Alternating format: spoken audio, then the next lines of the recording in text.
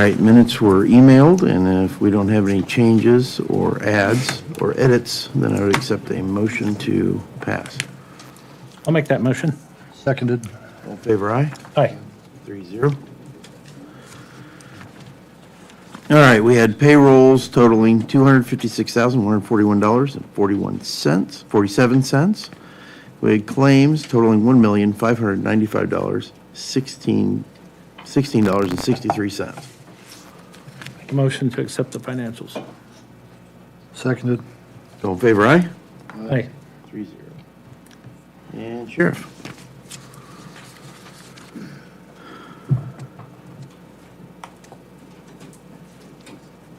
Evening. As I left the jail just a little bit ago, we have 98 inmates in jail.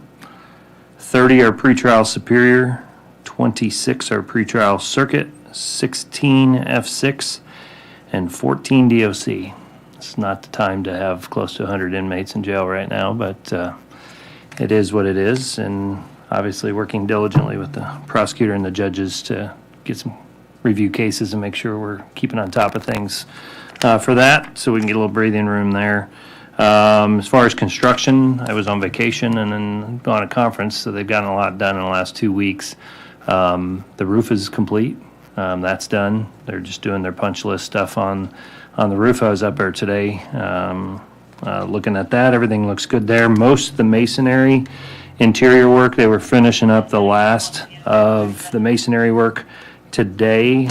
Interior, I think there's some stuff. They're already getting ready to pour the cement concrete pad outside the employee entrance and so forth. The jail doors are going up. No windows in them yet, but it's starting to look more and more like a jail in the new intake area as we speak. So things are moving along pretty good there. So happy with the work they've gotten done the last 2 weeks, and we'll continue to get through. 2 of the biggest air handlers are coming up here in the next week or 2 to get replaced. So we're trying to coordinate that. We spent good time today trying to coordinate how to make that happen with a jail full of inmates. So Still October occupancy. to be done. I think when they reported while I was gone, I think they were pushing that out just a little bit, but still yet this year. So, but we should have a meeting. I think again another construction meeting next week. So hopefully I'll get a more fine-tuned date on where we're at with some of those things. So we still got the parking lot and some other things that'll happen later in the fall. So, but priority number 1 is intake. We can get that going. It's going to help us out a lot tremendously. So that's all I got. Thanks, sir. Yep, thank you. Appreciate it. Thank you. Highway.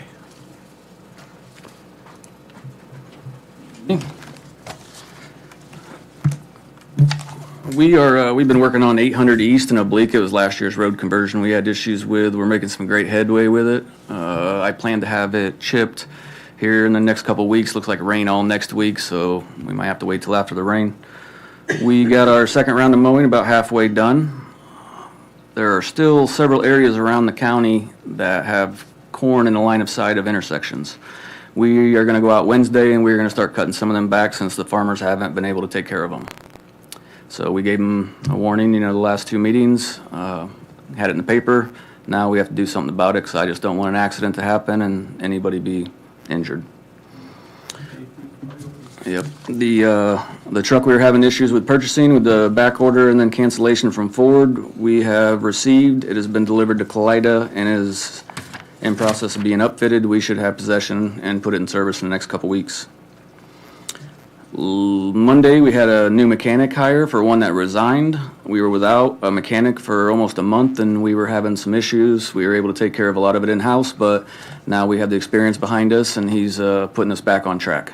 So he's doing really well and fitting in, and everybody really likes him. So he's doing us a good job. Great. Any questions?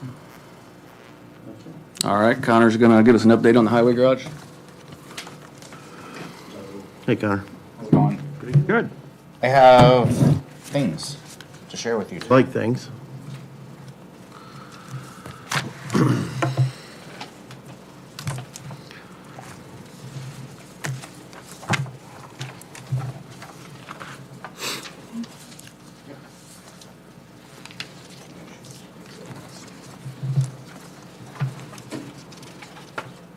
First item is the bid tab. We updated this after the concrete bid last week, so this is very similar to what you've already seen, except we've put bid package 3 on here, which shows that we had a bid from Bowman in the amount of close to 1.5 million.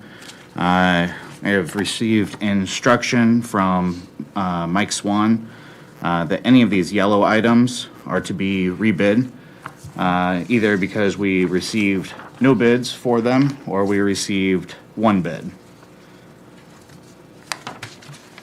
What this does is it, plugging in a lot of this information, we did keep our concrete number in the budget that we've been working on. And we are still sitting at just above 9 million, 9 to 9.4 right now. We'll see how these numbers come in when we rebid them. So we're still working towards that guaranteed maximum price. The next item is that, as we were instructed by Mike Swan to go ahead and rebid, we had expressed that this does have some effect on the schedule. And obviously, there are a lot of line items here, and we could probably spend 20 minutes really going through this. The things I wanted to bring to your attention are that we are going to be advertising for bids for the remaining bid packages over the next 2 weeks. I think our first advertisement will be in the paper on Thursday, and then our second one will be the following Thursday, and then the Thursday after that, which is the 1st, will be our new bid date. And then if we take that same process of the bid date, bid review, contract administration, which are the things that we need to do on the front end. Essentially what that does is it pushes, and rebar, or submittals, and then rebar fabrication. It effectively moves our concrete start date from beginning of September to the beginning to, this shows it, and I think there's a little bit of time built in here, but it shows it as being the middle of November. So we are losing some time, and then what we've done is gone through and built out the rest of the critical path schedule here.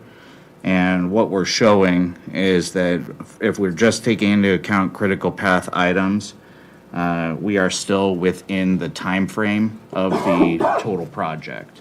And so what I'm saying is we have the time to rebid this, see if we can get some better numbers on the concrete. I did have concerns about Bowman coming into it. I appreciated them taking the time to bid the work because there's a lot of effort that goes into that. But we've bid against them as a GC before, and they've been high. So it doesn't surprise me that they blew my number out of the water here. That's the only thing that could push us back. I mean, is it planking gonna push us back? Concrete plank? Yeah. Nope. So the painting, the fencing, the other stuff. Yeah, the should only be critical okay. path item here that Is the we're concrete. concerned about is the concrete. Exactly. And I'd contest a little bit that you weren't going to start September 1st on concrete anyway. I mean, you got to get some excavation done between now and then, Yeah, correct? So it might push us back a little bit, but we were, I think we could push off the site and, I mean, because we're just going to be starting with the cold storage building. And so that would have allowed us time to get some other excavation done. And you're right, but I think I was within a week or two. One of the items I did want to bring to your attention also is bid package 4, precast planks. It's showing that we did not receive a bid, and that is accurate. We did not receive a bid in the way that we should have. That contractor didn't realize that it was a public works project and needed to go through the normal process. They are, however, who I would expect to get a number from. They're the only number I'm expecting. And I would like to have your permission, because they fell within 10% of our budget, to approve them as a sole spec contractor. Which just means that we are taking this out of the public bid format. And they were also the basis of design. They helped the design team develop the sizing and loading that was required for the mezzanines. And so I think it's within reason to award the work to them and get this moving. I'll make that in the form of a motion. I second it. Okay, and I have this, I'm probably just gonna want some initials on it or something from you guys. Favor aye? Aye. 3-0. Great.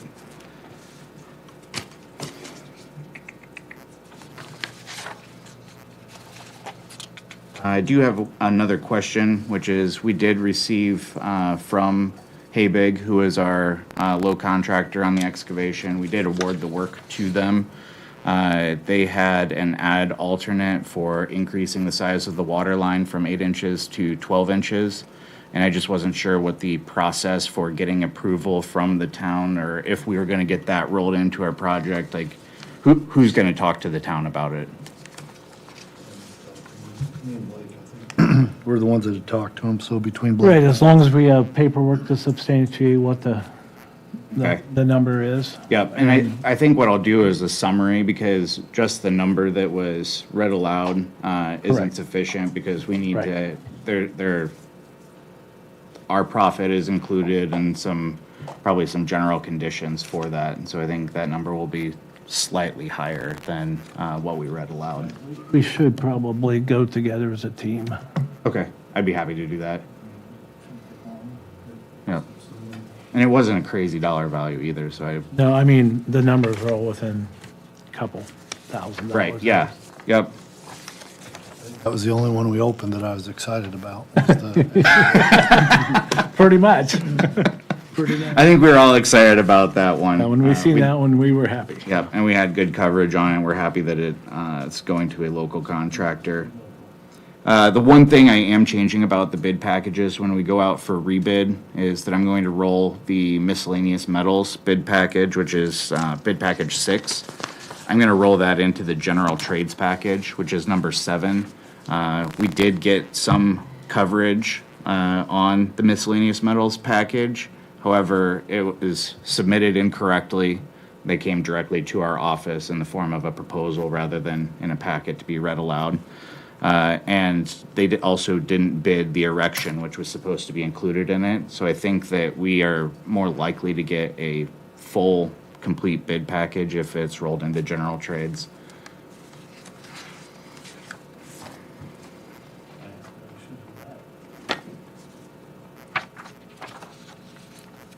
You need that in the form of a motion? No. That's my purview. That's all I have. Do you have any questions? When will we move dirt? That was my next question. Couple weeks. Like to get my trailer out there. I'd like to have a construction drive put in and start cutting it down so that topsoil is pushed off the site. REMC is going to get you power to your trailer? I still need to talk to him about it. Yep. Yeah.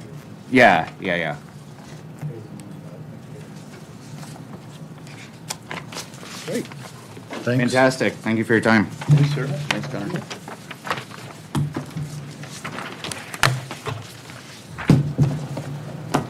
Hey,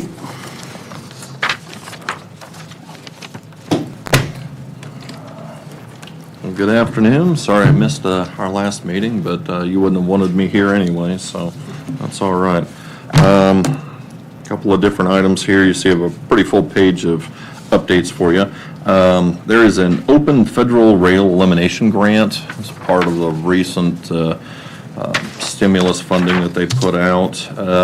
I've been told through NDOT that the county is eligible to apply for that grant for excuse me, for some of the overages that we're seeing on that local tracks project. So we've been monitoring the inflation pressures on that project. The county has been told by NDOT, and then the state is actually encouraging us to apply because they're looking for readiness on the rail elimination. So the possibility, the potential is that we can apply for that grant for our overage, and we might actually be able to lower our local match from 22% down to 20%.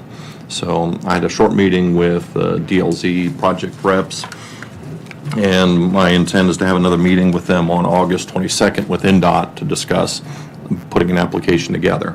The applications are due by October 5th, so we'll need to move on this pretty quickly. And with the canceled second commissioner meeting in September, I'm hoping to have something ready for you at the first meeting in September to meet that deadline. Unfortunately, if that's not the case, then we still have a meeting the first week of October before that deadline is set. Worst case scenario, I'll come back and have to ask for a special meeting to get signatures on those applications if necessary. So this will be a direct to U.S. Department of Transportation application. So this will be a straight to the federal for that application. Specific is the difference between the 20 and the 22%. We So don't it's have that to do another and project or any other thing. You could go for a separate project, but Yeah. right now, for lack of a separate project as a target, we can apply for this, and this is, I mean, this will be a six-figure plus award if we're able to get it. There's no guarantees, obviously, but NDOT's not eligible to apply, is what I understand, so they're asking us to apply as the locals for project funding. Okay, all right. So, sorry. But I just want to make you aware of that, and then we'll be pursuing that here this next month. I'll give you some updates and applications once we're ready. It should actually lower our obligation for funding. It actually isn't any new money. We're just looking for a supplemental grant, actually, to help take some of the burden off of this project. So, IDNR permits, there's been some notifications that have gone out to IDNR for permits on bridges 106 and 54. Just make just a general notice of it. Property owners in the area will start getting letters from IDNR about the project. So if you get calls, just let them know that it's just part of the public notification process. They are told in the letters to call USI's permitting agents, but in all likelihood, they'll call asking what's going on, what's this about, because it's just full of legalese and permit language from the state. So, and it doesn't really give you a lot of indication. It just says it's a county project going on. So just a little FYI for you. It's usually confusing when they get them. So they'll call my office or they'll call you. So just so you're aware. Wells County Regional Sewer District. The sewer district is in the fundable range. The Indiana Finance Authority has ranked them in their project priority list for 2023. So the RSD is looking at receiving funds for their Phase 3 projects. That would be their Toxin and Kingsland project areas. So Baker Tilly is working on a financial commitment letter or a financing letter to look at what grant of money they would need to make that project fundable. So I'm hoping to hear about that here in the next month. So at the next RSD meeting, they're maybe having some informational meetings, and they'll start sending some notices out to the property owners in there to try to prepare them, make sure that they get all the exemption claims in, so that process is underway. So just making you aware of that. They will be likely moving forward on that project because they aren't in the fundable range. So, and that'll be, in all likelihood, be a very significant grant that they would receive through Indiana Finance Authority. So, under road conversions and the right-of-way packets, I'm working on the road conversion packet list. I've sent some stuff over to Colin, made some notices over to the auditor's office to pull some deeds of record. There's about 6 sections that are brand new, and I went through and I'm vetting the different road sections, looking for what right-of-ways were missing. So we'll start sending those packets out. Hopefully in September, we'll have everything together, but obviously I don't want to put too much on Colin to write up a bunch of right-of-way documents when we're not ready. I'd like to send them all out kind of together. So if it's got to wait till October, so be it. Many of these sections that have been set languishing have got 1 or 2 right-of-ways we're missing. That would add a lot of road miles to our inventory as far as the schedule for work. Other ones we're missing 10 or more, haven't signed. So we'll just kind of see what happens with that. So there's just a little update there. Next item I have is County Road 200 South, Phase 2. I've got the draft agreement. Mike, you've got that there in front of you with a little pink tab. That is the LPA consulting contract with USI. USI was the selected firm for the project for Phase 2 of County Road 200 South. That's from a little bit east of the Hoosier Highway over to State Road 1. It's not the rail overpass, but it is the extension and the widening of that road. Essentially a full-depth structural rehab. I had sent that agreement over to NDOT on Friday. They gave me their notifications that they were satisfied with it. The agreement actually is below what was programmed into the project. I think we had like $457,000. The final total not to exceed was established at $444,040. This is the one that's split 3 ways. This is split 3 ways as well. This is part 2 of this, and this is split 3 ways. We are the ones that are leads on the project.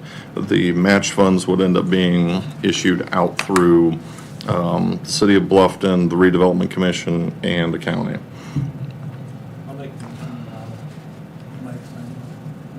Everybody or just I him? think it's all 3 of you, and then needs to be That's all on attested there. by Lisa as well. It's got us. I'll make that motion. So it's got all of you. Seconded. Aye. 3-0. I have just an update on local tracks. That's the road naming survey. I know I listed it on my report to you at the last meeting. Since then, I haven't received any other responses as well. So what I'm going to do is take your recommendation that you had at the last meeting, and I'll issue that over to TLZ so that they can put that into the road naming. And then I'll work with Michael on getting updates to the property owners once the project actually starts to move forward in 2023. So people have some time to prepare for that. I do have a utility permits from AEP. I believe it's a service drop to a property owner. And then I didn't have any other right-of-ways. So, but I'm requesting your approval on that utility permit. Oh, you got 9 right away? Make a motion to accept the 9 and also the utility permit. Seconded. All in favor, aye? Aye. 3-0. So I appreciate it. Sorry about my coughing here a little bit. It's my hanging on from my cold from last week, so. Other than that, I know Ben here from USI is here as well. I'm not sure if he had something he wanted to say. I kind of skipped over him as I blew through this, but they've been very helpful in putting the application together to meet the state's deadline. I'm sure they'll knock this out of the park since this is part 2 of many other projects for us, so.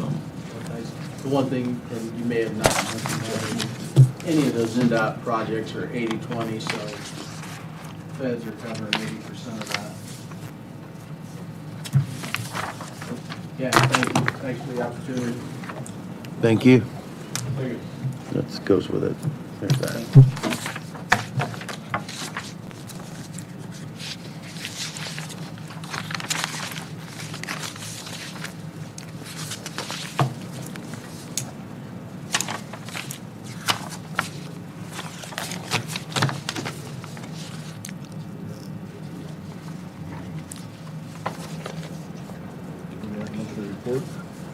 Yep. Oh, yes. Holiday schedule. 2023 holiday schedule is in front of you. It has all of the holidays that we normally schedule. May 2nd is Tuesday. It's an election day. And the clerk said only if needed. It's a municipal election. If there's no contested races, then she won't need to. Oh, for the city of Bluffton. But she said most generally we'll have a fall.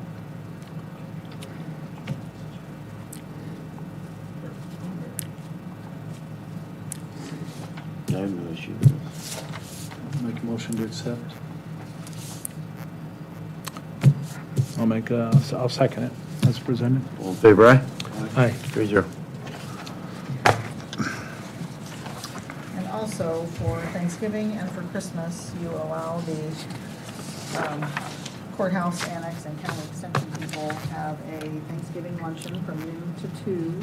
That's on a Wednesday. The 4-H park, it's on November 23rd. The 4-H park is available and that tentatively scheduled. And also, Christmas, December 22nd at 2 p.m., have a holiday gathering on the 3rd floor, and then employees leave for the day. I'll make that motion. All in favor, aye? Aye. 3-0.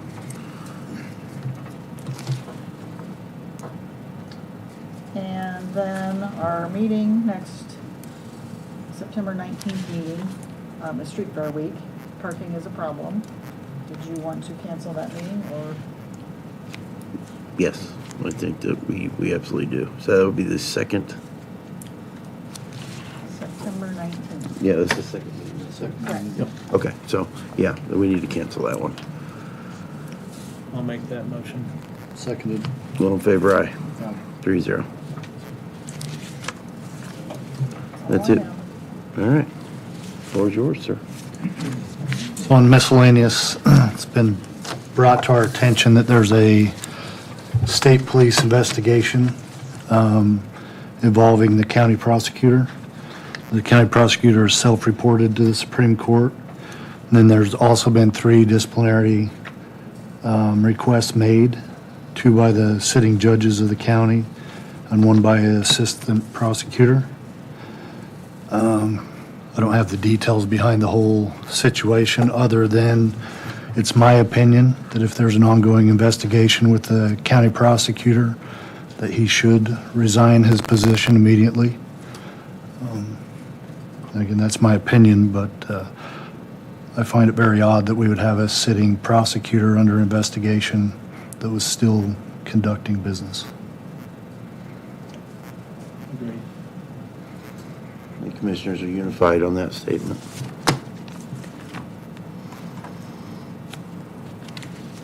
So, figure out what we do next, or? Okay. Anything else?